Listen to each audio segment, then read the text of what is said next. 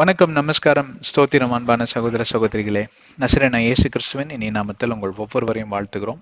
இந்த மாபெரும் சந்தர்ப்பம், இந்த அருமையான ஒரு தருணத்தை தந்த கிருபையின் பிதாவாகி இருக்கக்கூடிய ஆண்டவர் மற்றும் அவருடைய குமாரன் இயேசு கிறிஸ்து, நமக்கு உதவியாளராக இருக்கக்கூடிய நண்பராக இருக்கக்கூடிய பரிசுத்த ஆவியானவர் திருத்துவத்திற்கு எல்லா துதிகன மகிமையும் செலுத்துகிறோம். இந்த நாட்களில, இந்த காலங்களில ஜனங்களை பார்ப்பீர்களானால் அவர்கள் பல காரியங்களில மிகவும் மனம் துவண்டவர்களாய், மனதுல ஒரு விதமான பாரம், மனதுல பார்ப்பீர்களானால் ஒரு விதமான நிம்மதி இல்லாத காரியம். இப்ப நான் சொல்லி கொண்டிருக்கக்கூடிய காரியங்கள் எல்லாம் ஆமாங்க, அவருக்கு பாவம், பண கஷ்டம், அவருக்கு கடன், இப்படியெல்லாம் இருக்கிறவங்களுக்கு மட்டும் இல்லைங்க. ஒரு குறையும் இல்லை. கடன்ல வீடு, ஆஸ்தி, அந்தஸ்து, நல்ல குடும்பம், புள்ள குட்டி எல்லாமே இருக்கு. இவர்களை பார்ப்பீர்களானாலும் ஒரு மனதுல ஒரு சந்தோஷம் இல்லை, ஒரு நிம்மதி இல்லை, ஒரு சமாதானம் இல்லை, எதிர்காலத்தை குறித்த வருத்தம், கவலை, ஒரு விதமான காரியங்கள் மனதை போட்டு அழுத்தி கொண்டே இருக்கிறது. அப்படின்னு வேலை பழுவு, நல்லா சம்பாரிச்சாச்சு, ஒரு வீடு, கடன் இல்லாத வீடு, உனக்கு ஓட்டுறதுக்கு ஒரு காரு, உன் குழந்தைக்கு தேவையான படிப்புக்கு செலவுக்கு தேவையான காரியங்கள் எல்லாம் நீங்க சேர்த்தி வைத்து விட்டீர்கள். எதிர்காலத்திற்கு ஓகே, ஒரு பிள்ளையோ 2 பிள்ளையோ. அப்படி இருந்தும் பாத்தீங்கன்னா எனக்கு வேலையில பிரச்சனைங்க இருந்தா இருந்துட்டு போதுங்க பிரதர், விடுங்க, என்ன இருப்போகுது, மேக்சிமம் வேலைக்கு வேண்டாம் போயா அப்படிம்பாங்க. போயிட்டு நிம்மதியா உட்காந்து ஒரு பிரேக் எடுத்துட்டு நல்லா வேற வேலையை தேடுங்க. ஏன்னா இன்னைக்கு எப்படின்னு கேட்டா, அந்த காலங்களில் கோதுமை கிறிஸ்தவர்கள்பாங்க. எப்படின்னு கேட்டா, கோதுமைக்கு வந்து கிறிஸ்துவத்தை வந்து ஏற்றுக்கொண்டாங்க. அந்த நிலைமை ஏழ்மையில இருந்த ஜனங்கள்லாம். அப்போ ஒரு பக்கம் பாத்தீங்கன்னா இந்த நாட்கள் கூட இவங்கெல்லாம் வந்து கோதுமையை கொடுத்து மதம் மாத்தினாங்க வெள்ளைக்காரங்க. இல்லைங்க, அவங்க அப்படி மதம் மாத்தல. கிறிஸ்துவை ஏற்றுக்கொண்டீங்கன்னா அவருக்கு பதிலாக அந்த அன்பை எப்படி வெளிப்படுத்துவதென்றால், உங்களுக்கு உண்ண உணவும் உடுக்க உடையும், இப்படி எல்லாம் தான் வந்து மிஷினரிமார்கள் வந்து ஊழியம் செஞ்சாங்க. அதை இவங்க என்னன்னு மாத்திட்டாங்க, கோதுமை கிறிஸ்தவர்கள் மாத்திட்டாங்க. கோதுமை கிடைச்சா போய் கிறிஸ்துவை ஏற்று விட்டவங்க தான் இவனுங்கெல்லாம் அப்படின்னு. அப்படி கிடையாதுங்க. எந்த நிலைமையா இருந்தாலும் சரி, ஆண்டவராகிய கர்த்தர் என்னையும் உங்களையும் போஷிக்க அவர் போதுமானவரா இருக்கிறார். முதலாவது அந்த விசுவாசத்துக்குள்ளாராக வரணும். தேவை இருக்கோ தேவை இல்லையோ, கவலை என்பது கர்த்தருக்கு பிரியமில்லாத ஒரு காரியம். ஏனென்றால் கவலை, வருத்தம் என்றால் அது முறுமுறுப்பும் கசப்பையும் கொண்டு வரக்கூடிய ஒரு காரியம். அடுத்த நிலைமை என்ன? வாகனத்தை நீங்க இயக்கிட்டு போறீங்க, ஃபர்ஸ்ட் கியர்ல பாத்தீங்கன்னா மேக்சிமம் ஒரு 10-20 km/h ஸ்பீட்ல போகும், அவ்வளவுதான். என்ஜின் அப்படியே முட்டும், தள்ளும், அடுத்த கியருக்கு போடா அப்படிங்கும். அடுத்த கியருக்கு போனீங்கன்னா அது 30 km ஸ்பீடு வரைக்கும் போகும், அதுவும் முட்டும். அப்புறம் திருப்பியும் போட்டு என்ஜின் அழுத்துனீங்கன்னா 3rd கியருக்கு போடா, அப்பதான் அந்த இந்த கியர் பல்லு வந்து வேற இதுக்கு போகும். வேற அந்த கியர் பாக்ஸும்பாங்க, அது வந்து வேற பல்லு அலைன்மெண்ட் வேற இதுக்கு போகும். அப்பதான் 5th கியர்னு போயிட்டீங்கன்னா வாகனம் பாத்தீங்கன்னா ஒரு 70-80 km வேகத்துல ஸ்மூத்தா போகும், காத்துல போற மாதிரி இருக்கும். இடிக்காது, என்ஜின் இடிக்காது. கிறிஸ்தவர்களுடைய வாழ்க்கையும் அப்படிதான் இயங்க வேண்டும் என்று சொல்லி ஆண்டவராகிய தேவன் விரும்புகிறார். அதற்காக தான் பார்ப்பீர்களானால் வாழ்க்கையில சில காரியங்கள் உங்களை முட்டும்படி, உங்களை தள்ளும்படி, உங்களை மோதும்படி ஆண்டவராகிய தேவனே அந்த சூழ்நிலைகளை அனுமதிக்கிறார். ஏனென்றால் அப்பதான் நீங்க கீரை மாத்துவீங்க. கரெக்டுங்களா? உடனே வந்து போராட்டத்தை பார்த்து அஞ்சக்கூடாது, கவலைப்படக்கூடாது. மனதுல, இருதயத்துல நிம்மதி இல்லாம துவண்டு போய் எப்ப பார்த்தாலும் மூஞ்சி பெருசா வச்சுட்டு இருக்க கூடாது. ரயில் என்ஜின் மாதிரி இருக்கும் சில பேரோட மூஞ்சி. அவர் முகத்தை பார்த்தீங்கன்னா அகத்தின் அழகும் முகத்தில் தெரியுங்கிற மாதிரி, அவன் முகத்தை பார்த்தீங்க, ஏங்க பிரதர் இப்படி இருக்கிறீங்க, உங்களுக்கு என்ன பிரதர் தெரியும் போ அப்படிம்பாங்க. எல்லாத்துக்கும் கவலை இருக்குதாங்க, எல்லாத்துக்கும் பிரச்சனை, யாருக்கு இல்ல பிரச்சனை? பிரச்சனை கவலைங்கிறது தான் இன்னைக்கு எல்லாத்தோட காமன் பினாமினா. இயற்கை சீற்றம் எப்படி வந்து காமன் பினாமினா, இந்த மாதிரி மழை காலங்களில் மழை வரும், அது காமன் பினாமினா. வெயில் காலங்கள்ல வெயில் சுட்டு எரிக்கும், அது காமன் பினாமினா. அதே மாதிரி உலகம் வாழ்க்கை என்று இருந்தால் கவலையும் கண்ணீரும் மற்றும் பிரச்சனைகளும் மற்றும் நிந்தைகளும் சூழ்நிலைகள் நமக்கு எதிராய் மாறக்கூடியது, இது எல்லாமே காமன் பினாமினா. ஆனால் அவைகளை நாம் எதிர்த்து நின்று நாம் போராடி ஜெயம் கொள்வது எப்படி என்று சொல்லி வேதாகமத்துல தெளிவாக எழுதி கொடுத்திருக்கிறாங்க. அது பத்திலன்னா பரிசுத்த ஆவியானவர் இதோ வேதாகமத்தின் அடிப்படையில உங்களை என்னை வழிநடத்தக்கூடியவராய் நமக்குள்ளே வாசம் செய்கிறார். இயேசு கிறிஸ்துவின் நாமத்தில் வல்லமை கொடுக்கப்பட்டிருக்கிறது, மேற்கொள்ளக்கூடிய வல்லமை. அவருடைய வெளியேறப்பட்ட ரத்தம் ஒருவேளை உங்களுடைய முன்னோரின் பாவக்கட்டுகள் நிமித்தமாகவோ இல்ல வேற ஏதாவது பாவக்கட்டுகளோ வியாதி கட்டுகள் நிமித்தமாகவோ இந்த காரியங்கள் உங்களை போட்டு வதைத்து கொண்டு இருக்கலாம். இயேசு கிறிஸ்துவின் ரத்தம் நம்மை சுத்திகரித்து விடுதலை கொடுக்கக்கூடியதா இருக்குது. அதற்காக தான் அவர் சிலுவையில தன்னுடைய ஒரே குமாரனை மறிக்கும்படி செய்தார். அதுதான் தகப்பனுடைய அன்பு. யோவான் 3வது அதிகாரம் 16வது வசனம். நம் பாவிகளாக இருக்கும்போதே இந்த உலகத்தை நேசித்தவராய் இருந்து தம்முடைய ஒரே குமாரனாகிய கிறிஸ்துவை என ஜீவாதார பலியாக கொடுத்தார், பாவ பலியாக கொடுத்தார். சின் ஆஃபரிங் என்று சொல்லுவாங்க. அந்த வல்லமை உள்ள நாமத்துல எதையும் மேற்கொள்ளலாம் அப்படிங்கிற விசுவாசம் நம்ம முதல்ல வரணும். அந்த லெவலுக்கு நீங்க வளரலனாலும் கடவுள்னு ஒருத்தர் இருக்கிறாருங்க. அவர் எப்பொழுதும் பார்ப்பீர்களானால் அவருடைய கண்கள் அலைந்து திரிகிறதாம் உலகம் எங்கிலும். ஜனங்களை மாந்தர்களை பார்த்து கொண்டே இருக்கிறாராம். சங்கீதம் 14:2, சங்கீதம் 102, 20, 21, 19, 20, அப்புறம் ஜக்காரியா 4:10, எபிரேயர் எபக்குக் 1:19, இந்த மாதிரி வசனங்கள் எல்லாம் படித்து பார்ப்பீர்களானால் வாசிக்கிறப்போ அவருடைய கண்கள் எங்கிலும் இருக்குதாம். என்னை புரிந்து கொள்ளுகிறவர்கள் யாரும் இல்லையோ என்று சொல்லி அங்கலாய்க்கிற தேவனா இருக்கிறார் என்று சொல்லி வேதாகமம் சங்கீதம் 14:2 சொல்லுதுங்க. பிரச்சனைகள் மத்தியில நீங்க அவரை புரிந்து கொண்டால்தான் அவருடைய உண்மையான அன்பை நீங்கள் புரிந்து கொண்டீர்கள், ஏற்றுக்கொண்டீர்கள் என்பதற்கு பொருளாகும். எல்லா சூழ்நிலையும் நல்லா போயிட்டு இருந்ததுன்னா ஆண்டவரே தெய்வமே நீர்தான் கர்த்தாவே அப்படின்னு நீங்க போவீங்க. சென்ற வாரம் பார்ப்பீர்களானால் எனக்கு ஒரு 4-5 பிரச்சனை என்னை போட்டு அழுத்திட்டு இருந்ததுங்க. அந்த சென்ற வாரம் இல்ல, மாத கணக்குல இருந்த பிரச்சனை 5-6 பிரச்சனை. ஆண்டவர் நான் உச்சகட்டத்துக்கு போயிட்டேன். கடவுளே நீங்க இருக்கீங்களாங்கிற சந்தேகம் அடிக்கடி வர ஆரம்பிச்சிருச்சு இப்பெல்லாம் அப்படின்னு ஒரு கட்டத்துல நான் தேம்பி அழுதுட்டேன்.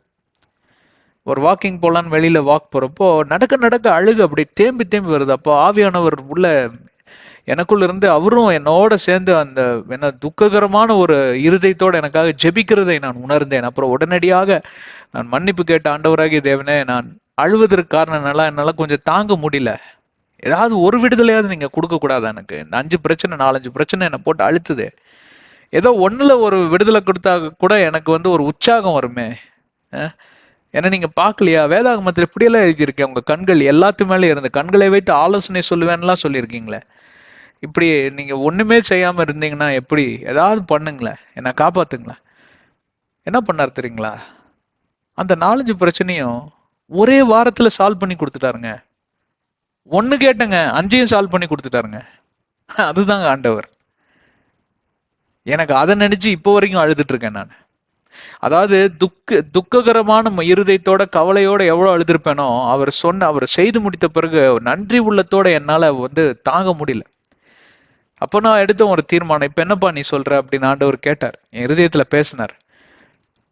இனிமேல வாயை திறந்து இந்த மாதிரி காரியத்தை நான் பேச மாட்டேன். ஏன்னா எப்போ எது அந்த டைமிங் பார்க்கணுங்க. அது என்ன பிரச்சனைன்னு எங்க பப்ளிக்ல சொல்ல முடியாது. அது எதற்காக தாமதித்தாருன்னு என்பதற்கு அதுல ஒரு பொருள் இருந்தது, அதுல ஒரு காரணம் இருந்தது. அனாதி தேவன் அவர். அது மட்டும் இல்லாதபடி அற்புத புயங்கள் உடையவர். அவருடைய அபரீத ஞானத்துல அவர் இதெல்லாம் யோசிச்சார். இந்த இன்ஃபினைட் விஸ்டம், அதாவது அது அவருடைய ஞானத்திற்கு அளவே இல்லை. இப்ப எவ்வளவுதான் நீங்க பெரிய ஞானவனா இருந்தாலும் அவருக்கு ஒரு எல்லை இருக்கும். அவர் ஒரு PhD, அவர் ஒரு ஸ்காலர், அவர் இந்த ஏரியால தான் அவருக்கு ஞானம் இருக்கும். மற்ற ஏரியால கேட்டீங்கன்னா அவருக்கு தெரியாது. சில பேர் பாத்தீங்கன்னா PhD பயாலஜில பண்ணியிருப்பாங்க, அவங்க கிட்ட போய் சிவில் கன்ஸ்ட்ரக்ஷனை பத்தி சொல்லுங்கன்னா அவங்களுக்கு ஒன்றும் தெரியாது. ஏன்னா அவங்களுக்கு ஒரு எல்லை உண்டு. யாருடைய ஞானத்திற்கும் யாரோட திறமை, சொல், செயல்கள், ஆற்றல்களுக்கும் ஒரு எல்லைகள் உண்டு. ஆனால் தேவனுடைய ஞானத்திற்கும் அவருடைய அபரீத ஞானத்திற்கும் எல்லையே இல்லையா. என்ன காரியத்தை கேட்டாலும் சும்மா அப்படியே பந்தாடிடுவார். அந்த மாதிரி ஒரு ஆண்டவர்.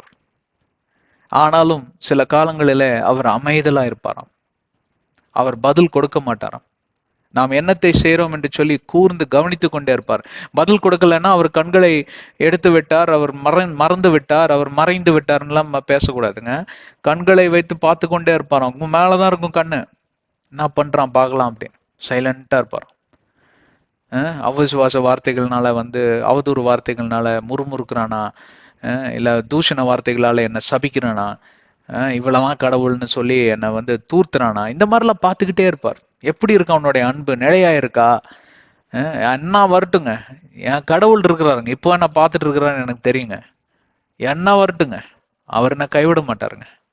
ஏற்கனவே பலமுறை நான் அதெல்லாம் பார்த்துட்டு வந்தவன் தாங்க. நான் என் கடவுளை பத்தி நீங்க எனக்கு இப்போ அது அறிமுகப்படுத்த வேண்டிய அவசியமே கிடையாது. எப்படியும் அவர் என்னை காப்பாற்ற வருவார். ராஜாவே, உங்களுக்கு நாங்க வணங்க மாட்டோம், எங்க கடவுள் வந்து எங்களை காப்பாத்துவார், ஆனா காப்பாத்தா விட்டாலும் உன்னை நான் வணங்க மாட்டேன், நீ தூக்கி போடுன்ட்டான் சாத்ரக் மேஷக் ஆபேத்நேகோ. தெரியும்ல?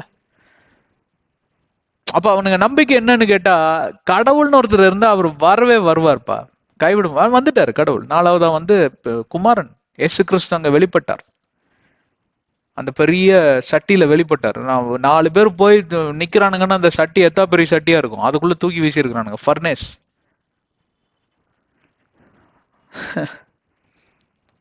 இதெல்லாம் எதற்காக சொல்லுகிறோம் என்றால், இந்த கடைசி நாட்களில இப்படிப்பட்ட காரியங்கள் இருதயத்தை போட்டு அப்படியே அளக்கழிக்குங்க. நீங்க நிம்மதியாவே இருக்க முடியாதுங்க. உங்களுக்கு ஒரு குறையும் இருக்காது, ஆனா என்னங்க ஒரு நிம்மதியே இல்லைங்க, ஏதோ ஒன்று போட்டு அழுத்துற மாதிரியே இருக்குங்க அப்படின்னு. ஏன் அழுத்துற மாதிரியே இருக்குதுன்னு கேட்டா, வேதாகமத்துல நீங்க வந்து அங்க ஒரு நாட்டம் வைக்கல, ஆண்டவருடைய வார்த்தைக்கு வசனங்களுக்கு நீங்க செவி சாய்க்கல, வசனத்தின்படி வாழ நீங்க கற்றுக்கொள்ளல, வசனத்தையே நீங்க புரிந்து கொள்ளல. வசனத்தை அறிந்து கொண்டீங்க, ஆனா புரிந்து கொள்ளல. புரிதல் இல்லாத இடத்தில் பார்ப்பீர்களானால் செயல்பாடு இருக்காது. செயலற்றவர்களாய் நீங்க காட்சி அளிக்கக்கூடிய ஒரு நிலைமை. அதுல இருந்து எப்படி வெளியே வருவது என்றால், இந்த 3 காரியங்கள் தான்: அறிந்து கொள்வது, புரிந்து கொள்வது மற்றும் செயல்பாடு. மூன்றிலும் அண்டர்ஸ்டாண்டிங், பர்சீவரன்ஸ் அண்ட் ஆக்ஷன், 3ஐயும் கொண்டு வந்துட்டீங்கன்னா எந்த சூழ்நிலை வந்தாலும் இந்த 3 உங்களை காப்பாத்திரும். மனுஷன் காப்பாத்தாம போகலாம், உங்க பணம் காசு காப்பாத்தாம போகலாம், ஏன் உங்க சுகபலன் கூட காப்பாத்தாம போகலாம், ஆனா நம்பிக்கை, திடனான ஒரு விசுவாசம், அதை மட்டும் எவனாலையும் உங்களை எடுத்து போட முடியாது. ஹெல்த் இஸ் வெல்த்ங்கிற காலம் போய் இன்னைக்கு கான்ஃபிடன்ஸ் இஸ் வெல்த்ங்கிறது வந்துருச்சு. ஒரு நம்பிக்கை, ஒரு தன்னம்பிக்கை தான் வந்து இன்னைக்கு வந்து வெல்த்துங்க. அந்த தன்னம்பிக்கை, நல்ல ஹெல்த் இருக்கிறவனுக்கு நம்பிக்கை இல்லைங்க, என்ன பிரயோஜனம்? செத்த போன மாதிரி அவன், டெட் ரப்பர் என்று சொல்வார்கள் ஆங்கிலத்துல. சரிங்க, ஆண்டவர் உங்களை ஆசீர்வதிக்கட்டும். இதை பேசினதை குறித்து நீங்க சற்று யோசித்து பாருங்கள், ஆண்டவர் உங்களுக்கு நிறைய வெளிச்சத்தை தருவார். பாருங்கள், முன்னேறி செல்வோம். ஆதியாகமத்தின் ரகசியங்கள் என்ற தலைப்பிலே நாம் பல ஆண்டுகளாக பல காரியங்களை குறித்து, நாம் பல நியமங்கள் எல்லாம் குறித்து நாம் பேசி கொண்டு வருகிறோம். அவைகளெல்லாம் நீங்கள் கூர்ந்து கவனித்திருப்பீர்கள் என்று நாங்கள் நம்புகிறோம். நாம் தொடர்ச்சியாக இந்த காரியங்களை பண்ணி கொண்டு வருவதற்கு காரணம் என்னவென்றால், ஆதி ஆகமம் வந்து அடித்தளம்ங்க, வேதாகமத்துக்கே அடித்தளம் ஆதி ஆகமம். அதிலையும் பார்ப்பீர்களானால் நம்ம இப்ப பார்த்து கொண்டிருக்கிற 6வது அதிகாரம் தான் மிக மிக முக்கியமான ஒரு அதிகாரம். அதை விட முக்கியமான அதிகாரம் 1, 2, 3. அதுலதான் முழு வேதாகமே அடங்கியிருக்கு. இயேசு கிறிஸ்துவோட பிறப்பையெல்லாம் அதிலே தான் முதலாவது குறிப்பிட்ட காரியங்கள் எல்லாம் நாம் பார்த்தோம். ஆண்டவராகிய தேவன் எல்லா சிருஷ்டிப்புகளையும் படைத்தார். அந்த சிருஷ்டிகளுக்கெல்லாம் அவர் இப்படியாக மனிதனை நியமம் செய்து, நீர்தான் அது இதெல்லாம் பார்த்துக்கணும் அப்படின்னு சொல்லி, he made him the ruler. எல்லாத்துக்கும் ஆளுமை செய்யும்படி ஒரு அரசாட்சி அமைப்பை கொடுத்தார். ஆளுமை பீடத்துல அவனை ராஜாவாக அமர்த்தினார், ராணியாக அமர்த்தினார். பட் இவங்க 2 பேரும் என்ன பண்ணாங்க? சோதனையில் விழுந்து போய் அதே ஸ்தானத்துல பிசாசை கொண்டு வந்து ராஜாவை உட்கார வச்சுட்டாங்க. The ruler of the world is the devil, not human beings. But நானும் நீங்களும் ஒரு காலங்களில் ராஜாக்களாக வருவோம், 1000 வருஷ அரசாட்சியில வருவோம் என்று வேதாகமம் வெளிப்பாடு 20வது அதிகாரத்துல குறிப்பிட்டிருக்கிறது. அதற்கு பின்பு புதிய வானம் புதிய பூமி வந்து எப்படி ஆதியில ஆண்டவராகி தேவன் இந்த உலகத்தை படைத்தாரோ, ஒழுங்கினமா இருந்த இருளால் இருந்த அந்த உலகத்தை எப்படி ஒழுங்குபடுத்தினாரோ, அதே போல எல்லாம் மறுபடியும் ஒழுங்காக மாறிவிடும். அந்த படைப்புல என்னென்னலாம் இருக்குன்னு பெருசா வெளிப்பாடெல்லாம் இல்லை. 22வது 21வது அதிகாரங்களில வெளிப்பாடுல படித்து பார்த்திடலாம்னால் இருக்காது, யாருக்குமே தெரியாது அவ்வளவாக என்ன படைப்புகளை கொண்டு வருவாரு, எப்படி என்னன்னு தெரியாது. இப்ப அது முக்கியம் அல்ல. ஆனால் இழந்ததை ஆண்டவராகி தேவன் இயேசு கிறிஸ்துவின் நாமத்தின் மூலமாக நமக்கு மறுபடியுமாய் பெற்று தந்திருக்கிறார். அடிமையின் ரூபம் எடுத்து வந்து, தரித்திரன் ரூபம் எடுத்து வந்து என்னையும் உங்களையும் ஐஸ்வர்யவான்களாய் மாற்றினார் என்று 2 கொரிந்தியர் 9:8-8-9 சொல்லுகிறார். அவருடைய கிருபையில எதுவும் குறைவதில்லை, எல்லாவற்றிலும் என்ன சொல்றது, நிறைவா இருப்பீர்கள். there will be abundance in every good work you do அப்படி என்று வேதம் சொல்லுகிறது. இப்ப இங்க பிரச்சனை என்னன்னா, புதிய வானம் புதிய பூமி வந்தாதான் எனக்கு விடுதலையா, 1000 வருஷம் அரசாட்சி வந்தாதான் விடுதலை? அப்படி கிடையாதுங்க.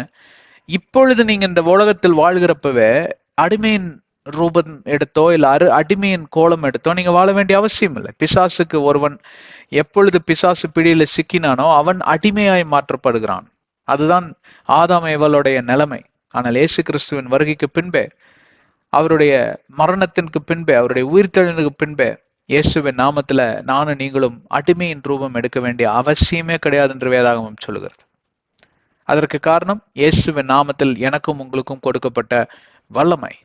மார்க் 3வது அதிகாரத்தை நீங்கள் வாசித்து பாருங்கள். 2 கொரிந்தியர் 5வது அதிகாரத்தை வாசித்து பாருங்கள். There is blessed assurance in the resurrection power of Jesus Christ. உலகத்தில் இருக்கிறவங்க பாருங்க வேற மாதிரி பேசுவாங்க. ஆனா அதே சூழ்நிலையில் இருக்கக்கூடிய ஆவில மறுபிறப்பு அடைந்த ஒரு கிறிஸ்தவனுடைய பேச்சு வேற மாதிரி இருக்கும். ஏன்னா அவங்கெல்லாம் அடிமைகளை போல பேசுவார்கள். இவனோ ஆழ்மை பீடத்தில் அமர்ந்திருக்கக்கூடிய மாவீரனை போல பேசுவான், ஒரு ராஜாவை போல பேசுவான், ஒரு ராஜாவின் பிள்ளை போல, இளவரசனை போல பேசுவான். எவ்வளவு பேர் என்னோட இருக்கீங்க? ஆனால் இந்த காரியங்கள் எல்லாம் இழந்து போனார்கள். அவர்களுக்கு என்ன பண்றதுனே தெரியல. ரொம்ப மோசமான நிலைமை. பாவத்துல சிக்குண்டு தவித்தார்கள்.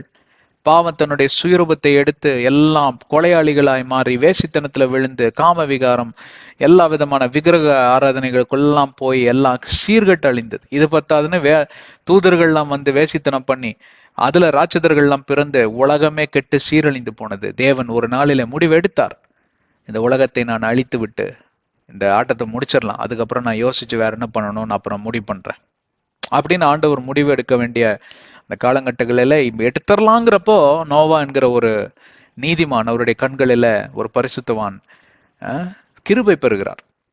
இதை குறிச்செல்லாம் ஏற்கனவே பார்த்துட்டோம். இப்போ அவன் கண்ணில் கிருபை பெற்றான்னு ஆண்டவருடைய திட்டம் சற்று மாறினது. அவர் உடனடியாக ஒரு ரட்சிப்பின் திட்டத்தை கொண்டு வருகிறார். அந்த ரட்சிப்பின் திட்டத்திற்கு அச்சாரமாக தான் நோவாவும் நோவாவுடைய குடும்பமும் அங்கே கண்களில காட்சிகள் அந்த காணப்படுகிறார்கள். அதை அவரை குறித்து ஒரு பேழையை நீ கட்டு,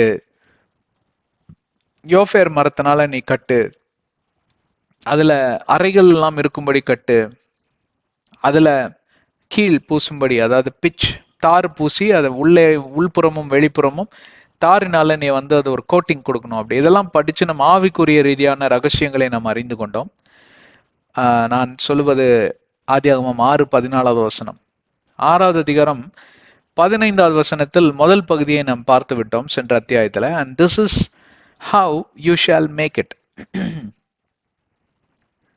இப்படித்தான் நீ இதை செய்ய வேண்டும் என்கிற அந்த தலைப்புல நாம் இந்த காரியங்கள் நிறைய ஆவிக்குரிய ரகசியங்களை நாம் கற்றுக்கொண்டோம்.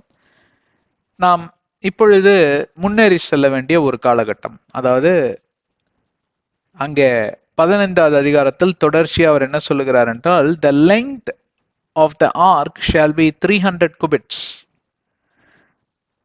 அதாவது ஒரு குபிட் என்றால் 1.5 அடி வரும், 1.5 அடி. சரிங்களா? அப்போ அதை நீங்க வகுத்து பார்ப்பீர்களானா சில 100 அடிகள், அதாவது 300 × 1.5 போட்டீங்கன்னா ஏறத்தாழ பார்த்தீங்கன்னா 450 கிட்ட வருது இல்லைங்களா? ஸோ ஒரு 450 அடிக்கு அவர் வந்து ஒரு பெரிய ஒரு பேழைய ஒரு நீளத்துக்கு கட்ட சொல்றார். இந்த வித்து வந்து பாத்தீங்கன்னா 50 அடி, 50 அடியில் 50 கியூபிட் என்று சொல்லி பார்ப்பில்லைனால் ஏறத்தாழ ஒரு 75 அடி கிட்ட வருது. 75 feet பிரெத், பெருசுங்க. and its height 30 cubits, ஒரு 45 அடிக்கு உயரம். அப்பதான் ஒரு பெரிய ஒட்டக சிம்னி எல்லாம் வந்துச்சுன்னா உள்ள போறதுக்கு வசதியா இருக்கும். அப்போ இதுல இருந்து நான் என்னங்க கத்துக்கலாம் அப்படிங்களா அப்படின்னு நீங்க வந்து ரொம்ப வேடிக்கையா படிக்கலாம். இங்க என்ன சொல்லி இருக்கிறது? நீளம், உயரம், அகலம். நீளம், உயரம், அகலம். இது 3ல இருந்து நம்ம என்ன புரிஞ்சுக்கலாம்? அப்படின்னு நீங்க ஆராய்ந்து பார்க்க வேண்டும். அதை குறித்து தான் இன்றைக்கு ஆவியானவர் சில காரியங்களை வெளிப்படுத்தும்படி வந்திருக்கிறார்.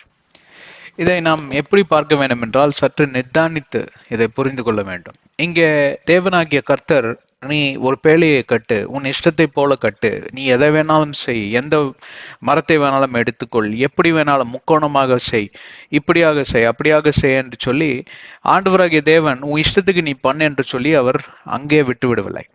இப்படிதான் நாம் வாழ்க்கை பார்ப்பீர்களானால் இப்படிதான் ஒரு கோணத்தை ஆண்டவர் தருகிறவராக இருக்கிறார். இங்கே கூட நோவாவுக்கு ஒரு கோணம் என்றால் ஒரு டைமென்ஷன், அதாவது 1 dimensional view, 2 dimensional view, 3 dimensional view என்று சொல்லி பார்ப்பார்கள்.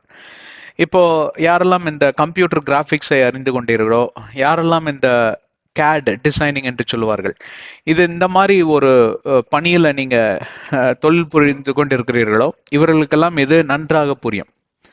ஒரு ஒரு ஒரு ஒரு கிளையண்டோ இல்லை யாரோ ஒருத்தர் வந்து ஒரு சற்று குறிப்போடு வருகிறார், எனக்கு இப்படியாக காரியங்கள் எல்லாம் தேவை என்று சொல்லி. அதில் பார்ப்பீர்களானால் அந்த காரியத்தை நீங்க அவர்களுக்கு செய்து கொடுக்கும் முன்பே சில எண்ணிக்கைகளை, அதாவது சில கணக்கு மாதிரி சில காரியங்கள் எண்ணிக்கைகளை நீங்க கேட்பீங்க. உங்களுக்கு ஒரு வீடு கட்டணும்னா எவ்வளோ அறைகள் வேணும் பார்த்தீங்களா, உடனே ஒரு எண்ணிக்கை வருகிறது. அந்த அறை எத்தனை அடியாக இருக்க வேண்டும், எவ்வளவு பெரிய அறையாக வேண்டும். பெரிய அறைங்க என்றால் பெருசுன்னா அவரை பொறுத்த மட்டும் பெரிதென்றால் 10 அடிக்கு 20 அடி, உங்களை பொறுத்த மட்டும் பெரிதென்றால் 30 அடிக்கு 40 அடி. இப்போ யாரெல்லாம் வந்து இந்த பெரிது என்று சொல்லி ஒரு காரியத்தை சொல்லுகிறார்களோ அதற்கு கண்டிப்பாக ஒரு குறிப்பு தேவை, ஒரு எண்ணிக்கை தேவை. அதுதான் இங்கே கூட ஆண்டவராகிய கர்த்தர் அந்த எண்ணிக்கையை குறித்து பேசுகிறவராக இருக்கிறார், அந்த குறிப்பை குறித்து பேசுகிறவராக இருக்கிறார். இவ்வளவாய் ஆழம், இவ்வளவாய் அகலம், இவ்வளவாய் நீளம், இவ்வளவாய் உயரம் இருக்க வேண்டும் என்று சொல்லி. என்னை கேட்டுக்கொண்டிருக்கிற பிரியமான சகோதர சகோதரிகளே, என் வாழ்க்கையிலும் சரி உங்க வாழ்க்கையிலும் சரி எல்லா விதமான காரியங்களிலும் ஒரு திசை இருக்க வேண்டும், ஒரு கோணம் இருக்க வேண்டும், ஒரு குறிக்கோள் இருக்க வேண்டும், ஒரு குறிப்பு இருக்க வேண்டும். இவைகள் எல்லாம் இருந்தால்தான் அந்த காரியம் வாக்கிய செய்யும்படி ஆண்டவராகிய தேவன் ஆசீர்வதிக்க முடியும். எவ்வளவு பேர் என்னோட இருக்கிறீங்க? இதை எப்படி நாம் புரிந்து கொள்ள வேண்டும் என்றால், இந்த சூழ்நிலையை நம்ம உதாரணத்துக்கு எடுத்துக்கொள்வோமே. நோவாவை கூப்பிட்டு ஆண்டவராகிய தேவன் உன்னோட இஷ்டத்துக்கு ஒரு பேழையை கட்டுப்பா அப்படின்னு சொல்லியிருந்தா அவருக்கு எப்படி அங்க வந்து ஒரு தரிசனம் வந்திருக்கும். எத்தனை ஜீவராசிகள் இருக்கிற, எத்தனை மிருகங்கள் இருக்கு, கால்நடைகள் இருக்கிறது, எத்தனை பறக்கக்கூடிய விதமான விலங்குகள் இருக்கிறது என்று சொல்லி எல்லாம் அவருக்கு முழு காரியங்கள் தெரியாது. ஒருவேளை ஆண்டவர் வந்து நோவாவிடம் சொல்லியிருந்தால் கூட நோவா வந்து மறுகேள்வியா என்ன கேட்டிருக்க கூடும், எனக்கு தெரியாது ஆண்டவரே, உமக்கே தெரியும் என்று சொல்லி அங்கே சொல்லியிருக்கக்கூடிய ஒரு சூழ்நிலை வரும்.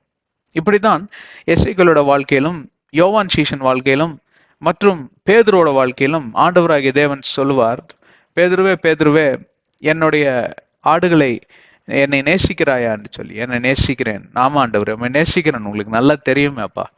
சரி சரி, என் ஆடுகளை மேய். சற்று நேரம் கடந்த பின்பு திருப்பியும் அதே கேள்வியை கேட்கிறார் மறுபடியுமா, என்னை நேசிக்கிறாயா சீமோனே? சீமோன் பேதுருவே என்னை நேசிக்கிறா? ஆமாண்டவரே கண்டிப்பா நேசிக்கிறேன். இது என்ன கேள்வி, இதெல்லாம் ஒரு கேள்வியா அப்படின்னு சொல்லி 3வது முறை ஆண்டவராகிய தேவன், சீமோன் பேதுருவே என்னை நீ நேசிக்கிறாயா? அப்ப இங்க நீங்க புரிந்து கொள்ள வேண்டிய காரியம் என்னவென்றால், ஆமாண்டவரே நான் உம்மை நேசிக்கிறேன், ஆனால் அந்த நேசத்துடைய ஆழம் அகலம் கோணம் திசை எனக்கு தெரியாது ஆண்டவரே. அந்த நேசத்தை நான் எப்படியாக அளவிட வேண்டும், அந்த நேசத்துடைய கணம் என்ன, அந்த நேசத்துடைய ஆழம் என்ன, அந்த நேசத்துடைய திசை என்ன, அந்த நேசத்துடைய குறிக்கோள் என்ன, எனக்கு தெரியாது தகப்பனே.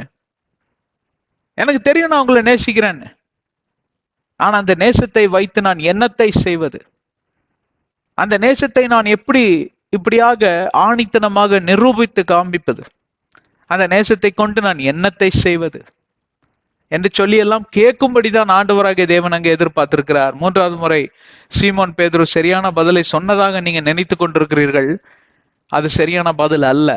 அவர் என்ன சொன்னார்னா, உமக்கே தெரியும் என்று சொல்லிவிட்டார். இல்ல, எல்லாமே ஆண்டவருக்கே தெரியும். அவர் சர்வ சிருஷ்டிகளையும் படைத்த சர்வ சிருஷ்டி கர்த்தர். அவருக்கு அறியாதது ஒன்றும் இல்லை. அவருடைய அற்புத புயங்களுக்கு முன்பே அவருடைய அபரீத ஞானத்துக்கு முன்பே நாம் யாவரும் ஒன்றுமில்லாதவர்கள். அது ஆண்டவரே சொல்லி இருக்கிறார். எனக்கு முன்பே எல்லாரும் குப்பையும் தூசியுமா இருக்கிறீர்கள்.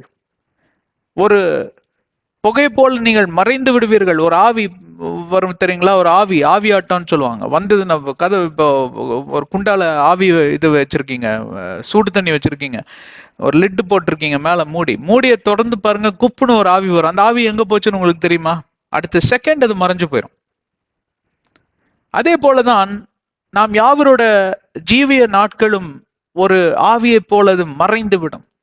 க்ஷணப்பொழுதுல இது மறைந்து விடும் என்று தேவன் அறிந்திருக்கிறார். அது ஆண்டவரே சொல்லி இருக்கிறார்.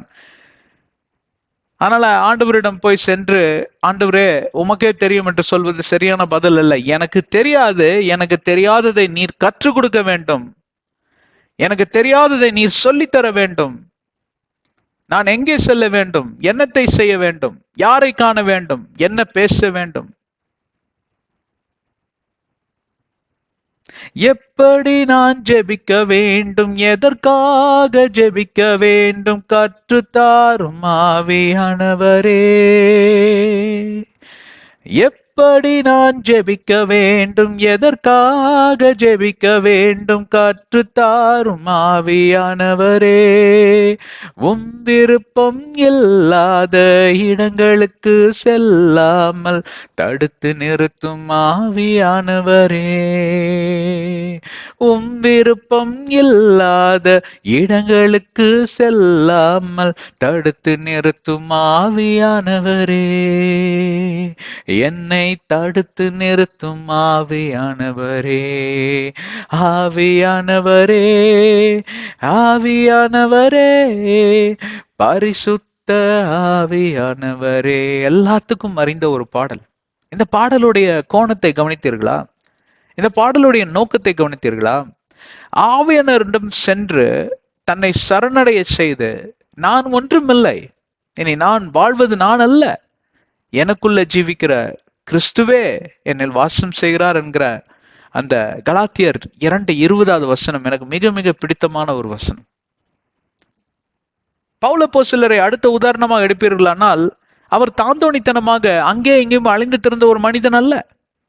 அவருடைய குறிப்பீடுகள் எல்லாம் அங்கே ஒன் ஆஃப் த எபிசல்ஸ், அதாவது ஒரு நிருபத்துல எழுதி வைத்திருக்கிறார். 8வது நாள்ல விருத்த சேதனம் பண்ணவன் நான், ஒரு யூத குடும்பத்தில் பிறந்தவன் நான், யூத பாஷையை பேசினவன் நான், எல்லா விதத்திலும் வசதியாக இருந்தவன் நான், கமாலியலோட பள்ளியில வந்து பார்ப்பீங்களா, பைபிள் காலேஜ்ல கோல்டு மெடலிஸ்டுங்க அவரு. ஆனால் இவைகளை எல்லாம் செய்து கிறிஸ்தியார் என்று அறிந்து கொள்ளாதபடி கிறிஸ்துவர்களே கொலை செய்யக்கூடிய ஒரு முட்டாளாக நான் மாறினேனே. எனக்கு என்ன நோக்கத்துக்காக நான் வாழ்கிறேனே என்று அறியாமல் என்னுடைய புத்தி சுவாதியத்தையும் நான் நினைத்து கொண்டேன், என்னை போல ஒரு புத்தி கூர்மை படைத்தவன் யாருமே இல்லை என்று சொல்லி அந்த திசையில நான் ஒரு தாந்தோணியை போல அலைந்தேனே. தவறான காரியங்களை என் தேவனுக்கு எதிராக நான் செய்தேனே. எல்லாவற்றையும் நான் விருதா என்று எண்ணுகிறேன், எல்லாவற்றையும் நான் வீண் என்று சொல்லி எண்ணுகிறேன். கிறிஸ்து ஒருவரே என்னுடைய என்ன சொல்றது கெயின் என்று சொன்னால், அவரையே நான் வந்து பெற்றுக்கொண்டேன், சுதந்திரமாய் பெற்றுக்கொண்டேன். அந்த சுதந்திரத்துக்கு முன்பே இவைகள் எல்லாம் ஒன்றுமே இல்லை என்று சொல்லி கிறிஸ்துவுக்கு தன்னை ஒப்பு கொடுக்கிறார். பிரியமான சகோதர சகோதரிகளே, இந்த நாட்களிலே நானும் நீங்களும் வாழ்கிறப்போ பல காரியங்களை குறித்து நாம் அலப்பிக் கொண்டிருக்கிறோம், பல காரியங்களை குறித்து நாம் யோசித்துக் கொண்டிருக்கிறோம். ஆனால் நாம் ஒப்பு கொடுத்து ஜெபிப்பதில்லை. நானோ நீங்களோ ஆண்டவரிடம் சரணடைவதில்லை. எனக்கெல்லாம் தெரியும் ஆண்டவரே, இதை நான் செய்து கொள்கிறேன். அப்படி ஒரு சுபாவம் படித்தவர் தான் இந்த பேதுரு. ஆண்டவர் ஒன்று கேட்பார், இவர் இன்னொன்றை சொல்லுவார்.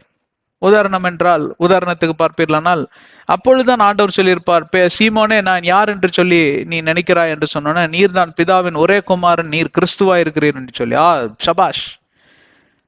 அடுத்த இதுலயே வந்து அவர் சொல்லுவார், அடுத்த சில வசனங்களிலே, நான் இப்படியாக சிலுவையில் அறையப்பட வேண்டும் என்று சொல்லி, நான் உண்மை விடுவதில்லை, என் உயிரே போனாலும் சரி உண்மை விடுவதில்லை, பின்னாடி போ பிசாசே, கெட் பிஹைண்ட் மீ சேட்டன் அப்படி என்று சொல்லுவார். ஏனென்றால் நீ முதல் முறை உன் ஆவியிலே சிந்தித்து சரியான விடையை சொன்னாய், இந்த முறை உன் மாம்சத்திலே நீ சிந்தித்து தவறான ஒரு விடையை சொல்லுகிறாரே. நீ ஆவியிலேயே எப்பொழுதும் நடக்க வேண்டும். அதனால்தான் கலாத்தியர் 5:16 1 பேதுரு 1:16 எபேசியர் 5வது அதிகாரம் 1 யோவான் 2வது அதிகாரங்களையும் நீங்கள் வாசிக்கிறப்போ ஒரு கட்டமைப்புக்குள் வருவீர்கள். ஆவிக்குரிய வாழ்க்கை என்றால் என்ன? ஆவில தீர்மானம் எடுப்பது என்றால் என்ன? ஆவில நடப்பது என்றால் என்ன? இதெல்லாம் நீங்க போய் எங்காவது கிளாஸ்ல போய் நீங்க கத்துக்கிட்டு இதெல்லாம் நீங்க வழி நடந்து வர முடியாது. இதை நீங்க நடைமுறைப்படுத்தணும்னாலும் உங்களுடைய சுயத்தினால நடைமுறைப்படுத்த முடியாது. இதற்கு தான் வேதாகமத்திலிருந்து உங்களுக்கு வழி நடத்துதல் தேவை. உங்களை என்னையும் வழி நடத்துகிற ஆவியானவர் அன்றி நானும் சரி நீங்களும் சரி எந்த திசையில செல்ல வேண்டும், என்ன கோணத்தில் செல்ல வேண்டும் என்று சொல்லி சரியாக கணக்கிடவே முடியாது. நம் கணக்கெல்லாம் வீணாய் போய்விடும். நான் கணக்குல ரொம்ப வீக்கு, ஆனா மனக்கணக்குல ரொம்ப ஸ்ட்ராங். எங்க வீடெல்லாம் கட்டுறப்போ அழகா மனக்கணக்கு போடுவேன். இதெல்லாம் இப்படி வரும் அப்படி வரும். சில ஃபினான்ஷியல் கால்குலேஷன்ஸ் எல்லாம் ரொம்ப அழகா போடுவேன். என்னோட ஸ்டாட்டிஸ்டிக்ஸ்ல நான் ரொம்ப ஸ்ட்ராங். ஆனா அதே என்ன சொல்றது, பரீட்சை தாளில் எழுதுகிறப்போ அந்த விடையெல்லாம் பார்ப்பில்லைனால் தவறாக எழுதி விடுவேன். அப்படி இருந்து எப்படியோ படிச்சு மக்கடிச்சு கிடிச்சு 80%க்கு 85% என்னமோ வாங்கினேன். ஆனா அந்த சதவீதத்தை எடுத்து நீங்க என்னுடைய ஆவிக்குரிய வாழ்க்கையோடு கூட ஒப்பிட்டு பார்ப்பீர்களானால் நான் ஆவிக்குரிய வாழ்க்கையில 100க்கு 100%. ஏன்னு தெரியுமா? என்னுடைய சுயத்தினால நான் அங்க மக்கடிச்சோ இல்ல ஒரு குருட்டா போக்கிலையோ போய் எழுதல. நான் ஒருவரை மட்டும் சார்ந்து இருக்கக்கூடிய மனிதனாய் மாறிவிட்டேன். நான் ஒருவருடைய வழி நடத்துதலை எதிர்பார்க்கக்கூடிய ஒருவனாய் மாறிவிட்டேன். எனக்கு என்ன நேர்ந்துட்டாலும் நான் அவரிடம் சென்று முறையிட்டு நான் காத்திருந்து அவருடைய அற்புத புயங்களுக்காக காத்திருக்கக்கூடிய ஒரு பிள்ளையாய் நான் மாறிவிட்டேன். அதனால்தான் என்னுடைய வாழ்க்கையில நிறைய காரியங்கள் பார்ப்பில்லைனால் எதிர்முறையாக வருவது போல இருக்கும். வந்திருக்கக்கூடிய சூழ்நிலைகளுக்குள்ளும் நான் கடந்து சென்றிருக்கிறேன். அதாவது ஆங்கிலத்துல ரொம்ப எளிதா வருது, கிரவுண்ட் ரியாலிட்டி. அது ரொம்ப நிலையான ஒரு காரியம். எல்லாம் முடிந்தது என்று சொல்லி நான் நினைப்பேன். ஆனாலும் ஒப்பு கொடுத்து ஜெபிப்பேன். என் முயற்சிகளை நான் எடுப்பேன். தேவனாகிய கர்த்தர் என்னை சரியான திசையில வழி நடத்த தொடங்கினார். ஏனென்றால் அதுதான் ஆவில நடப்பது. ஆவில நடப்பது என்றால் என்னுடைய சுயம் சொல்லும் செய்யாதே, ஆவி சொல்லும் செய்ய. சில நாட்களில சுயம் சொல்லும் செய்ய என்று சொல்லி ஆண்டவராகிய இயேசுவின் நாமத்தில் நீங்கள் ஜெபிக்கிறப்போ உங்க ஆவில தீர்மானம் எடுப்பீர்கள், இல்லை இதை நான் செய்வதே இல்லை, இதை செய்தால் நான் தவறாக முடிவெடுத்து விடுவேன். வாழ்க்கையில பார்ப்பீர்களானால் வாழ்க்கையில பேசக்கூடிய வார்த்தைகள், செல்லக்கூடிய இடங்கள், நீங்க வேலை செய்யக்கூடிய பணிபுரியக்கூடிய வேலை ஸ்தலங்கள், இப்படி எந்த காரியத்தை எடுத்தாலும் சரி நீங்கள் ஆவியில நடக்கக்கூடிய மனிதர்களா இருப்பீர்கள். உதாரணம் தானியேல் எடுத்துக்கோங்க. அவர் பாத்தீங்கன்னா ஒரு கவர்மெண்ட் வேலையில தான் இருக்காரு. மிக ஒரு மோசமான ஒரு வேலை. ஏன்னு கேட்டா எக்கு தப்பா டெசிஷன் எடுத்தா அவங்களோட நியாயப்பிரமாணங்கள்லாம் எப்படி இருக்கு, ரூல்ஸ் நியமங்கள் எப்படி இருக்குன்னு நினைச்சா ராஜாவே நினைச்சாலும் தப்பிக்க முடியாது. நைட்டு நல்ல சரக்கை போட்டுட்டு அவர் என்ன பண்ணிட்டாரு, சாரி கொஞ்சம் லோக்கல் லாங்குவேஜ்ல வந்துருச்சு, வஸ்தி நீ ராஜாவை ராணியா இருக்க முடியாதுன்னு சொல்லி எல்லாம் சேர்ந்து கழுவிட்டானுங்க. அவர் தலைய பிரெயின் வாஷ் பண்ணிட்டாங்க. ரொம்ப லோக்கலா சொல்லணும்னா ஒரு மண்டையை கழுவிட்டாங்க. அப்படிமா பிரெயின் வாஷ், அதான் அப்படி சொல்றது. அவரும் ஆமா நீங்களா சொல்றது கரெக்ட் தான், வஸ்தி நீ வரவே முடியாது. அடுத்த நாள் எழுந்து அவர் எங்க வஸ்தி அப்படின்னு சொல்லி கேட்கிறப்போ, என்ன ராஜா இது கூட ஞாபகம் இல்லையா, நேற்றுக்கு நீங்க தானே சொன்னீங்க அவன் இனிமேல் ராணியா இருக்க முடியாதுன்னு, தெரியாத அதெல்லாம் மறந்துட்டீங்களா அப்படின்னு. அவர் மிகவும் வெசனப்பட்டாருன்னு இருக்கு வேதத்துல. அவசரத்துல இருக்கிற முடிவு, பிறர் சொல்லி எடுக்கக்கூடிய முடிவு இப்படிப்பட்ட விசனத்துல தான் கொண்டு போய் உங்களை விடும். இப்படிப்பட்ட தோல்விகளில் தான் கொண்டு போய் விடும். என்ன நோக்கத்திற்காக நான் இந்த தீர்மானத்தை எடுக்கிறேன், எதற்காக இந்த திசையை நோக்கி நான் பிரயாணம் செய்கிறேன், இதோடைய ஆழம் என்ன, அகலம் என்ன, உயரம் என்ன, நீளம் என்ன என்று சொல்லி நான் உட்கார்ந்து கணக்கிட்டு பார்த்தாலும் என் சுயத்துல நான் கணக்கிட்டு பார்த்தா, சுயம் என்றால் என்ன, இவங்க சொல்லி செய்யறது எனக்கே தெரியும், பிரகஸ்பதித்தனம் என்று சொல்வார்கள். இல்லைன்னா நான் ரொம்ப அதனால சரிங்க எங்க அப்பா அம்மா சொன்ன கீழ்ச்ச கோட்டை நான் தாண்ட மாட்டேன். உங்க அப்பா அம்மா தெய்வம் இல்லப்பா, அவங்க உன்னை பெற்றிருக்கலாம். பூலோக தகப்பன் தாய் தான் அவங்க, பரலோக தகப்பன் தாய் தான்.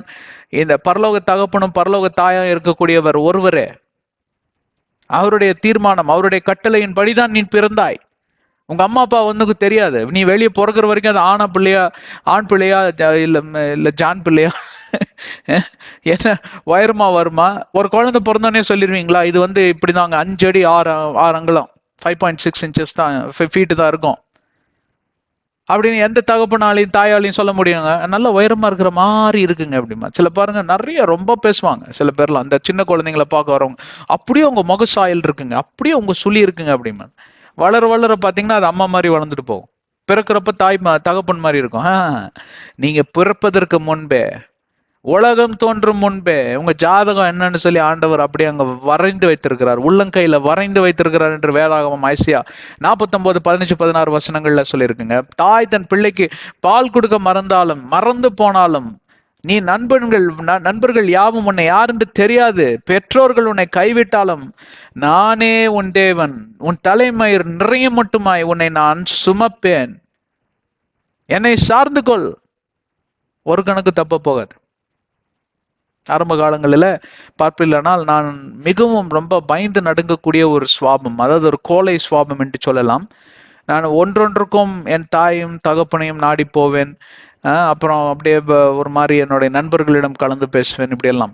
ஆனால் ஆவிக்குரிய ஜீவித்திற்கு வந்த பின்பே இப்படியாக நான் அவங்க கிட்ட பேசுவேன், நீங்க அவங்கள மறைச்சு வெளிப்படுங்க ஆண்டவரே அப்படின்லாம் போயிட்டு திருப்பி அவங்களே தான் சார்ந்துட்டு இருந்தேன். அப்போ ஒரு கட்டத்தில் ஆண்டவராகிய தேவன் சரி சரி நீ உன் வழியிலேயே போ அப்படின்னு விட்டுட்டார். நான் நினைச்சுக்குவேன் ஒவ்வொரு முறையும் ஆண்டவர் தான் மறைத்து அவங்க வெளிப்படுகிறார், மனிதர்கள் மூலமாக ஆண்டவர் பேசுவார், ஆனால் இன்னார் மூலமாக தான் பேசணும், இன்னார் மூலமா பேசக்கூடாது என்று சொல்லுவதற்கு எனக்கும் உங்களுக்கும் உரிமையும் இல்லை, தலையில அறிவும் இல்லை. அப்படியெல்லாம் பேசக்கூடாது. இவங்க கிட்ட போவனாக்கும், இந்த பொண்ணுகிட்ட போய் நான் என்ன உனக்கு பிடித்திருக்கு என்று, உன்னை எனக்கு மிகவும் பிடித்திருக்கு, நான் உன்னை கல்யாணம் கட்டிக்கிறேன்னு சொன்னா அந்த பொண்ணோட வாயிலிருந்து கல்யாணம் நானும் உன்னை கட்டிக்கிறேன்னு சொல்லி அது கடவுளிடம் இருந்து வந்ததாக்கும். அப்படின்னு என்ன, நீ ஏற்கனவே தீர்மானம் எடுத்துட்ட உன் தலைக்குள்ள. அப்ப என்ன நினைக்கிறேன், நீ ஆண்டவரை கையெழுத்து போடுங்க அப்படின்னா அவர் கையெழுத்து போடுவாரா உனக்கு பயந்துட்டு? அது இல்லைங்க பிரியமானவர்களே, என்னை கேட்டுக்கொண்டிருக்கிற அன்பு சகோதர சகோதரிகளே, இளம் வாலிப பிள்ளைகளே, ஆண்டவரிடம் சென்று விண்ணப்பிக்கிறப்போ உன்னோட தேவை என்று சொல்லி என்னன்னு சொல்லுவியோ தவிர, இந்த தேவையோட பதில், அதாவது இந்த தேவை எப்படியாக நிறைவேற்ற வேண்டும் என்று சொல்லியும் நிறைய பேர் இன்னைக்கு விண்ணப்ப ஜெபமா நீங்க வைக்கிறீங்க. நாங்க ஒரு காரை செலக்ட் பண்ணியிருக்கோம் ஆண்டவரே, இந்த கார் தான் நாங்க வாங்கணும் அப்படின்னு. கார் வேணும்னு நீ பேசாம உட்காரும், தேடி வரும். என்னோட சாட்சி நான் சொன்னேன் உங்களுக்கு, ஒரு கார் நானா போய் தேடி கண்டுபிடிச்சோம், செகண்ட் ஹேண்ட் கார். அதுல இல்லாத ரிப்பேர் வேலையே கிடையாது. அப்புறம் 8 மாசம் கழிச்சு ஆண்டவர்கிட்ட போய் என்ன மன்னிச்சிருக்கேன், நான் செஞ்சது தப்பு, இப்போ ஒரு முயற்சி எடுக்கிறேன், இந்த காரை நான் வித்துட்டு வேற ஒரு செகண்ட் ஹேண்ட் கார் வாங்கலான்ட்டு இருக்கேன் அப்படின்னு நானும் மனைவியா இருந்தா சேர்ந்து ஜெபிச்சோம். நீங்க நம்ப மாட்டீங்க, நான் முயற்சி எடுத்துட்டே இருந்தாங்க, நிறைய வண்டி வந்துகிட்டே இருந்தது. ஆனா நான் எடுக்காத முயற்சியோட திசையிலிருந்து வேற ஒருத்தர் கூப்பிட்டாரு. அவர் யாருன்னு எனக்கு தெரியாது, என்னோட என்கொயரி எப்படி அவருக்கு போச்சுன்னு எனக்கும் தெரியாது இப்ப வரைக்கும். உங்களுக்கு கார் வேணும்னு நான் கேள்விப்பட்டேங்க, எங்க கேள்விப்பட்டீங்க, எனக்கு தெரியலங்க அப்படிங்கிறாரு அவரும். நல்ல மனுஷன். என்கிட்ட ஒரு கார் இருக்கு, அருமையான கண்டிஷன், நான் பார்த்தேன், எனக்கு என்னமோ தெரியல உங்களுக்கு கொடுக்கணும் போல இருந்துச்சுன்னு. இவர் சும்மா டாவ் தான் விடுறாருங்க, எடுத்துட்டு வாங்க பார்க்கலாங்க வண்டியா. மெக்கானிக்கை வச்சு எல்லாம் செக் பண்ணி பார்த்தா அருமையான வண்டி சார், மார்க்கெட்லேயே இந்த மாதிரி வண்டி கிடையாது, சின்ன குட்டி வண்டி தான், என்னன்னு சொல்லல, அருமையான வண்டி கண்டிஷன்ல இருந்தது. அழகா அவரே ஓட்டிட்டு வந்தாரு, எல்லாம் கிளீனா எல்லாம் செட் பண்ணி கொடுத்துட்டு போயிட்டார். நல்ல விலைக்கும் விற்றோம், நல்ல விலைக்கும் வாங்கினோம். உங்களுக்கு நான் புரியுதுங்களா என்ன சொல்றேன்னு? இது வரைக்கும் உங்களுக்கு நான் சொன்னது விளங்குச்சா உங்களுக்கு? வாழ்க்கையில நாம் யாவரும் ஒரு கோணத்தை நோக்கி போகிறோம், ஒரு திசையை நோக்கி போகிறோம், ஒரு காரியத்தில் நாம் தீர்மானமா இருக்கிறோம், ஒரு இலக்கை நோக்கி நாம் சென்று கொண்டு இருக்கிறோம். சில குழந்தைகள் எல்லாம் என்ஜினியரிங்க்கு அனுப்புறீங்க, என்ஜினியரிங் படித்து முடித்த பிறகு இன்னார் இந்த வேலை இந்த கம்பெனி என்று சொல்லி உங்களால சொல்லவே முடியாது. அப்ப அதை நினைத்தாலும் உங்களுக்கு மிக கவலையா இருக்கும், எங்க போறாங்களோ என்ன பண்ண போறாங்களோன்னு. இந்த மாதிரி பேச்செல்லாம் வரக்கூடாது. யாருக்கு வராது இந்த மாதிரி பேச்சு? எவன் ஒருவன் இந்த கோட்பாடின் பிரகாரம் நடக்கிறானோ, எவன் ஒருவன் இந்த கோட்பாடின் பிரகாரம் தன்னுடைய வாழ்க்கையை ஆண்டவரிடம் சரணடைய செய்கிறானோ. இங்கே ஒரு வித்தியாசத்தை கவனித்தீர்களா? பேதுருவிடம் 3 முறை கேட்டார், நோவாவிடம் 3 முறை இல்ல, ஒரு முறை கூட கேட்கவில்லை. நோவாவே பேழை கட்டும்படி உன்னை நான் அழைக்கிறேன், எப்படி கட்ட போகிறாய்? அப்ப நோவா ஏதாவது உளறி இருப்பார். மறுபடியும் நோவாவே பேழை கட்டும்படி உன்னை நான் அழைக்கிறேன், எப்படி கட்ட போகிறாய்? மறுபடியும் எதையாவது உளறி இருப்பார். நோவாவே அப்படின்னு சொல்லி 3வது முறை கேட்டு, அப்புறம் நோவா எனக்கு தெரியாத ஆண்டவரே உமக்கே தெரியும்ன்ற பின்பே ஆண்டவராகிய தேவன் இப்படி 450 அடிக்கு நீர் அகலமாம் இப்படியாக செய் என்று சொல்லி அவர் சொல்லல. ஏன் தெரியுங்களா? நோவாவிடம் கேட்டிருந்தாலே நோவா எடுத்ததுமே சொல்லியிருப்பார், எனக்கு தெரியாது ஆண்டவரே, உம்முடைய விருப்பம் எதுவோ அது செயல்படட்டும். அதே போலதான் பார்ப்பீர்களானால் நம் மரியாளிடம் சென்று ஆண்டவராகிய தேவன் காரியங்களை சொல்லுகிறார். இப்படியாக ஒரு குழந்தை பிறக்கும், மெஸ்ஸியா என்ன எப்படி நான் அறிந்து கொள்வது என்று சொல்லி அவர் ஒரு கேள்வியை கேட்கிறப்போ, அவங்க சின்ன பெண்ணு, 13 வயசுதான் இருக்கும் அவங்களுக்கு, குழந்தை அவங்க. அதனால் ஆண்டவராகிய தேவன் இப்படி சொல்லுகிறார், ஒரு இடத்துக்கு போ, இப்படி எலிசபெத் என்று சொல்லி ஒரு பெண் இருப்பாங்க, அப்படியெல்லாம் சொல்றப்போ அவங்க போறாங்க, கண்டுபிடிச்சு அவங்க அப்படியே ஆகட்டும் என்று சொல்லி அவங்க அப்பவே விசுவாச அறிக்கை செய்து விட்டாங்க. அப்போ ஆண்டவருடைய காரியத்தின்படி இருக்கா இல்லையான்னு சென்று அவங்க சற்று வெரிஃபை பண்ணி பார்த்தார்களே தவிர அவர் சந்தேக கோணத்தோட போகல. ஆனா அங்க படிச்ச ஒரு பட்டதாரி இருந்தார், அவர் பேர் தான் ஜக்காரியா. அவர் அங்க பிரீஸ்டா இருக்கிறவர், அங்க சாமியாரா இருக்கிறவர். அந்த சாமியார்கிட்டையும் போய் சொல்றாரு, போய் அதே தூதன் போய் சொல்றாரு, கப்ரியேல் தூதன், நான் ஆண்டவரால் அனுப்பப்பட்டவன், உனக்கு யோவான் ஸ்நானகன் என்று சொல்லி ஒரு குழந்தை பிறக்கும், அவர் தான் இப்படியாக எல்லா தீர்க்க தரிசனத்தை சொல்லப்படியே பிறப்பார். எல்லா கதையும் கேட்டுட்டு, நீங்க சொல்றது எப்படி உண்மைன்னு நான் தெரிஞ்சுக்கிறது அப்படின்னாரு. உடனே வாயை கட்டு விட்டார். தண்டனை. ஏன்? ஆண்டவர் சொன்னதை விசுவசிக்கல. ஏனென்றால் அங்கே சக்கரியா ஆனவர் தன்னுடைய வாழ்க்கை ஆண்டவரிடம் சரணடைந்து, நான் இப்படியாக உமக்கு பணிபுரியும்படி நான் இந்த வேலைக்காக நான் வந்திருக்கிறேன், இது வேற என்ஜினியரிங் டாக்டர் மாதிரி வேலை கிடையாதுங்க, இது ஆண்டவருக்காக பணிபுரியக்கூடிய வேலை, தன்னையே அர்ப்பணித்து. இப்போ நிறைய கத்தோலிக்கமாரர்கள் சிஸ்டர்களாக, பாஸ்டர்களாக போகக்கூடிய பெந்தகாஸ்மார்கள், சிஎஸ்ஐமார்கள், இப்படியாக பாதிரியர்களாக போகக்கூடிய கத்தோலிக்க ஃபாதர்ஸ் எல்லாம் ஒரு கோட்பாடுல காமனா வருவாங்க. என்ன கோட்பாடு தெரியுங்களா? தன் வாழ்க்கையே சரணடைந்து, தன் வாழ்க்கையை ஒப்பு கொடுத்து, இந்த உலகத்திற்கு மறித்து, இந்த உலகத்திற்கு இயேசுவின் நாமத்தில் சேவை செய்யும்படி அவர்கள் தங்களுடைய வாழ்க்கையை ஒப்பு கொடுக்கிறார்கள். அப்படி வந்த பிறகு ஆண்டவரிடம் போய் குதர்க்கமான இந்த கேள்விகளை கேட்டீர்களானால் அதற்கு தண்டனை, பின்விளைவுகள் வேற மாதிரி இருக்கும். ஆனால் இங்க ஆண்டவராகிய தேவன் நோவாவிடம் அந்த கேள்வியை கேட்காமலே சொல்லிட்டார். ஏன் தெரியுங்களா? ஒருவேளை கேட்டிருந்தா கூட நோவா நீதிமான், அங்க என்ன சொல்லியிருப்பார் தெரியுமா? ஆண்டவரை நிறுத்துங்க, எனக்கு இதெல்லாம் தெரியாது, நீங்க என்ன போய் நீங்க என்ன சொல்றீங்களோ அந்த கட்டளை அப்படியே கீழ்ப்படிய வேண்டியதான் என்னுடைய கடமை. அப்போ நோவாவுடைய அங்க அந்த அந்த ஒரு மெச்சூரிட்டி லெவலை பார்ப்பீர்களானால் அங்க பழைய ஏற்பாடுல இருக்கக்கூடிய அனைவரை காட்டிலும் நோவாவுடைய மெச்சூரிட்டி லெவல் மிக அதிகம். என கேட்டுக்கொண்டிருக்கிற பிரியமான சகோதர சகோதரிகளே, 3 குறிப்புகளை மட்டும் சொல்லி நான் முடித்து விடுகிறேன். முதலாவது குறிப்பு, உங்க வாழ்க்கையில முதலாவது நீங்க செய்ய வேண்டியது உங்க வாழ்க்கையை சரணடைய செய்யணும். ஆண்டவரிடம் சென்று, நான் ஒவ்வொரு நாளிலும் எழும்புவதும் அமர்வதும், நான் படுத்து உறங்குவதும், நான் எவ்வளவு நேரத்துல என்ன செய்ய வேண்டும், எவ்வளவு நாட்கள் நான் உயிரோடு இருப்பேன் என்று சொல்லி எல்லாம் எனக்கு ஒன்றுமே தெரியாது. நான் என்னத்தை செய்ய வேண்டும், எங்கு செல்ல வேண்டும், என்னத்தை சொல்ல வேண்டும் என்று சொல்லி எனக்கு நீர் கட்டளை பிறப்பிக்க வேண்டுமாய் நான் ஜெபிக்கிறேன் ஆண்டவரே என்று சொல்லி முதலாவது அந்த ஜெபத்துக்குள்ள நீங்க வாங்க. முதலாவது அந்த சரணடையக்கூடிய, அதாவது சரணடையக்கூடியது என்றால் surrender your life to God, surrender your life to Jesus. அதுதான் எபேசியர் 5:17. என்ன ஆண்டவருடைய சித்தம் என்ன, என்னை குறித்து ஆண்டவர் என்ன திட்டத்தை வைத்திருக்கிறார் என்று சொல்லி அவரிடம் ஒப்பு கொடுத்து, அவரிடம் கேட்டு அறிந்து கொண்டு அந்த திசையில நடப்பது அது பொருளாகும். இரண்டாவது, ஆண்டவராகிய தேவனிடம் இருந்து எல்லாவற்றையும் ஒரே பொழுதுல, ஒரே க்ஷண பொழுதுல நீங்க எல்லாத்தையும் எதிர்பார்க்க முடியாது. அவர் கூட உட்காந்து எல்லாத்தையும் எழுதி கொடுத்து, தம்பி 10 வயசுல உனக்கு இப்படி நடக்கும், 50 வயசுல உனக்கு இப்படி நடக்கும், 80 வயசு வரைக்கும் நீ இப்படி, அவனை குறி சொல்லக்கூடிய என்ன ஜோசிகாரனா? இதுதான் பிரச்சனை நம்ம கிறிஸ்துவர்கள் கிட்ட. அடிக்கடி போய் தீர்க்க தரிசிங்க கிட்ட லைன்ல நின்னுக்கிறது, எப்ப பார்த்தாலும் எதையாவது சொல்லுங்க, என்ன சொன்னாரு, எதையாவது சொல்லுங்க. எந்த நேரத்தில் அதினதின் காலத்தில் எதை செய்ய வேண்டுமோ அவைகள் எல்லாம் நமக்கு சொல்லி வழிநடத்தக்கூடிய, நம் யாவரையும் வழிநடத்தக்கூடிய தேவனாகிய கர்த்தர் அவர். எந்த திசையில செல்ல வேண்டும், எவ்வளவு தூரத்திற்கு செல்ல வேண்டும், யாரிடம் நீங்க போய் பேச வேண்டும், என்னத்தை செய்யக்கூடாது, என்னத்தை செய்யணும், இதெல்லாம் அதினதின் காலத்தில். அதாவது ஒரு மாதிரி அவரோட பேட்டர்ன் பாருங்க, ஒரு மாதிரி இருக்கவே இருக்காது. இதே பேட்டர்ன்ல வச்சா நீ அந்த ஆசரிப்பு கூடார செய்யக்கூடிய அந்த டைமென்ஷன்ஸ் கொடுத்திருப்பார் லேவியர் ஆகமத்துல, பயங்கரமா இருக்கும். உள் பிரகாரம் வேற மாதிரி இருக்கும், வெளிப்பிரகாரம் வேற மாதிரி இருக்கும் கம்ப்ளீட்டா. தேவனோட அதே மாதிரி சாலமோன் தேவாலயத்தை கட்டுகிறப்ப அவர் குறிப்பு கொடுப்பார், அது வேற மாதிரி இருக்கும். இதெல்லாம் பாத்தீங்கன்னா பயங்கரமா இருக்கும். ஆண்டவர் ரொம்ப வித்தியாசமா யோசிக்க கூடியவர். அவர் மில்லியன் கணக்கான ஸ்பீசிஸ்கள் உண்டு. ஸ்பீசிஸ்கள்னா விதவிதமான படைப்புகள் உண்டு. ஆனா மொத்தத்துல இந்த படைப்புகளுடைய கேட்டகரி பாத்தீங்கன்னா சில ஆயிரங்கள் தான். மரம் செடி கொடி என்று சொன்னால் அது ஒரு கேட்டகரி. அந்த மரம் செடி கொடியில எத்தனை லட்சக்கணக்கான மரம் செடி கொடிகள் இருக்கிறது தெரியுமா? கால்நடைகள் என்று சொன்னால் அது ஒன்றுதான், லிவிங் ஸ்டாக். ஒரு மாடுன்னு எடுத்துக்கிட்டு அந்த மாடுலயே பல வகைகள். இந்த மாதிரி அவருடைய ஞானம், இன்ஃபினைட் விஸ்டம், அதாவது ஞானத்திற்கு எல்லையே இல்லை. அதே போலதான் அவருடைய வழிநடத்துதலும் இருக்கும். அதே போலதான் ஒவ்வொரு நாளிலும் இன்னைக்கு இப்படி சொன்ன ஆண்டவர் நாளைக்கு இதே தான் சொல்லுவார், நீங்க எதிர்பார்க்க முடியாது. சில நேரங்கள் அது நமக்கு புரியவும் புரியாது. புரியுதுங்களா?